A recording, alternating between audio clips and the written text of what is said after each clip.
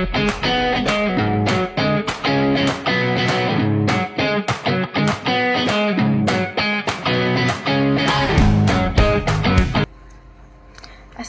warahmatullahi wabarakatuh. Shalom, Om Swastiastu, Namo Buddhaya, salam kebajikan bagi kita semua. Halo semua, perkenalkan nama saya Maudidi Latifah dari Prodi Pendidikan Sosiologi 2024.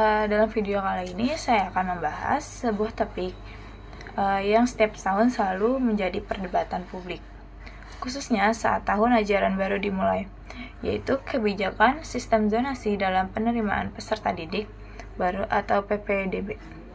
Topik ini sangat relevan untuk dianalisis dari perspektif sosiologi organisasi pendidikan, karena menyangkut dinamika organisasi sekolah, keadaan sosial dalam berpendidikan, serta bagaimana kebijakan publik bisa mempengaruhi struktur dan budaya organisasi pendidikan itu sendiri.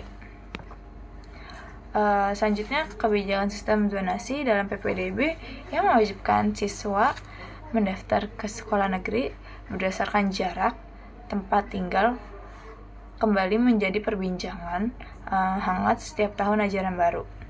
Banyak orang tua dan siswa merasa dirugikan karena tidak bisa masuk ke sekolah favorit, meskipun nilai mereka tinggi.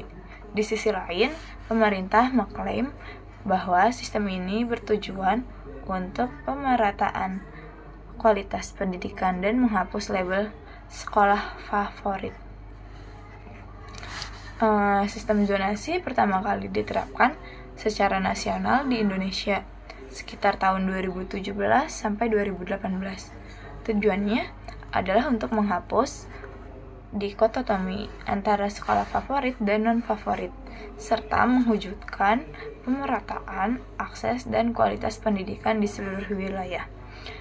Secara teknis, sistem ini mengharuskan siswa mendaftar ke sekolah negeri yang berada dalam radius zonasi tempat tinggal mereka. Artinya, siswa yang tinggal lebih dekat dengan sekolah akan mendapatkan prioritas diterima, terlepas dari nilai akademik mereka.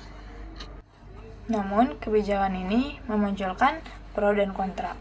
Di satu sisi, ini dianggap sebagai langkah positif untuk meratakan akses pendidikan. Namun, di lain sisi, banyak masyarakat yang merasa kebijakan itu tidak adil, terutama bagi siswa-siswa yang berprestasi yang tinggal di luar zonasi sekolah unggulan. Dari sudut pandang saya pribadi, sistem zonasi ini sebenarnya memiliki tujuan yang baik. Ia ingin merombak sistem pendidikan yang terlalu menekankan pada seleksi akademik semata dan menghapus kasta antara sekolah-sekolah negeri. Namun, pada praktiknya, sistem zonasi ini seperti menyiram api dengan minyak. Ketimpangan yang dulu terselubung kini terlihat jelas. Banyak sekolah di pinggiran kota atau di daerah terpencil masih kekurangan fasilitas, guru berkualitas, bahkan ruang kelas yang kurang layak untuk dipakai. Ketika sistem zonasi ini diterapkan tanpa persiapkan kesetaraan antar sekolah, maka siswa yang terpaksa masuk sekolah di zonanya bisa merasa dirugikan. Ini memperburuk kepercayaan publik terhadap sistem pendidikan nasional. Orang tua juga jadi bermain strategi seperti manipulasi domisili, menyewa tempat tinggal dekat sekolah, atau bahkan pindah rumah hanya untuk bisa masuk ke zonasi sekolah favorit itu. Ini menandakan bahwa akses pendidikan yang berkualitas masih belum merata. Dan kebijakan ini membuka celah ketidakadilan yang baru. Sekarang coba kita kaitkan fenomena ini dengan teori-teori sosiologi organisasi pendidikan. Yang pertama itu ada dari perspektif teori konflik. Sistem pendidikan mencerminkan pertarungan antar kelas sosial. Pendidikan seharusnya menjadi mobilitas sosial. Namun dalam praktiknya, kebijakan seperti zonasi malah memperkuat dominasi kelas atas. Mereka tetap punya keunggulan struktural untuk mengakses pendidikan yang berkualitas. Organisasi sekolah dalam hal ini menjadi arena kontestasi kekuasaan. siapa yang bisa mengakses sumber daya pendidikan yang lebih baik, maka merekalah yang punya peluang lebih besar di masa depan. Zonasi, jika tidak disertai pemerataan sumber daya pendidikan, justru menjadi alat legitimasi dan ketimpangan sosial yang sudah ada. Menurut Pansors, pendidikan berfungsi menjaga keteraturan sosial dan menyaring individu berdasarkan kemampuan. Namun, sistem zonasi ini mengubah pola ini. Seleksi berbasis kemampuan digeser oleh jarak geografis. Hal ini memunculkan ketegangan antara tujuan ideal meritokrasi dan kenyataan sosial yang justru menimbulkan frustasi di kalangan siswa dan orang tua. Dari sudut pandang organisasi sekolah, sistem zonasi memaksa sekolah untuk beradaptasi dengan siswa-siswa yang lebih beragam latar belakangnya, baik dari segi sosial, budaya, maupun akademik. Ini tentu positif, karena bisa memperkaya budaya di sekolah. Tapi, jika tidak dibarengi dengan pelatihan guru, perubahan kurikulum, dan peningkatan fasilitas, maka sekolah akan kesulitan mengelola perbedaan ini. Banyak sekolah yang dulunya dianggap favorit merasa terbebani karena harus menerima siswa-siswa dengan kemampuan akademik berseragam.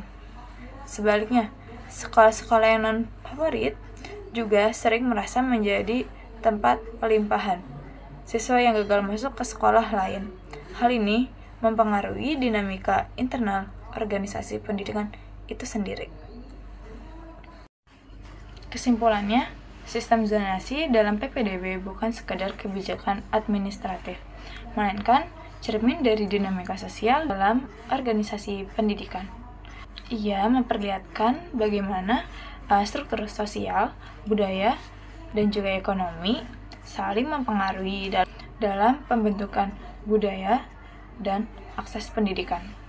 Dari sudut pandang sosiologi organisasi pendidikan, kita bisa melihat bahwa setiap kebijakan harus dikaji, tidak hanya dari sisi teknis, tapi juga dari sisi dampaknya terhadap struktur sosial, kesetaraan akses, dan budaya dalam organisasi sekolah.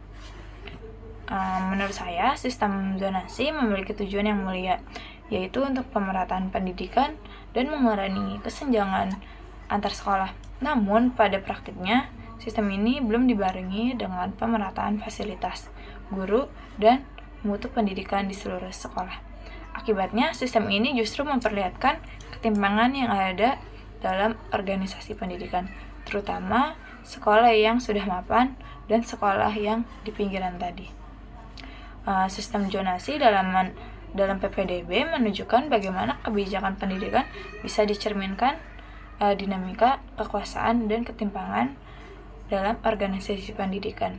Alih-alih menciptakan pemerataan, sistem ini justru mengungkapkan persoalan ketimpangan struktural yang belum terselesaikan di dalam tubuh organisasi sekolah.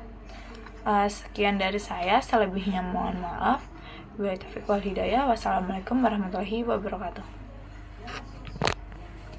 Nggak ada lagi sistem zonasi buat masuk sekolah. Tahun ajaran 2025, Indonesia resmi pakai sistem baru, SPMB. Dulu namanya PPDB zonasi, sekarang diganti jadi SPMB, Sistem Penerimaan Murid Baru. Tujuannya, biar semua warga negara bisa dapat pendidikan terbaik tanpa diskriminasi lokasi, kata Mendikdasmen Abdul Mukti. Sistem baru ini hadir untuk perbaiki kelemahan sistem lama. Solusi yang bagus tetap dipakai, tapi yang bermasalah diganti total. Sekarang ada 4 jalur penerimaan, domisili, afirmasi, untuk siswa kurang mampu dan disabilitas, prestasi, akademik, non-akademik, dan mutasi untuk anak pindahan dan anak guru. Tiap jenjang sekolah juga punya kuota masing-masing loh. Misalnya, SD, domisili 70%, afirmasi 15%, mutasi 5%. SMP, domisili 40%, afirmasi 20%, prestasi 25%, mutasi 5%. SMA, semuanya rata 30%, kecuali mutasi tetap 5%. Pendaftaran SPMB mulai Juni sampai Juli 2025. Catat tanggalnya ya, biar nggak ketinggalan. Bingung pilih jalur yang mana? Baca selengkapnya soal SPMB di blog.a.com.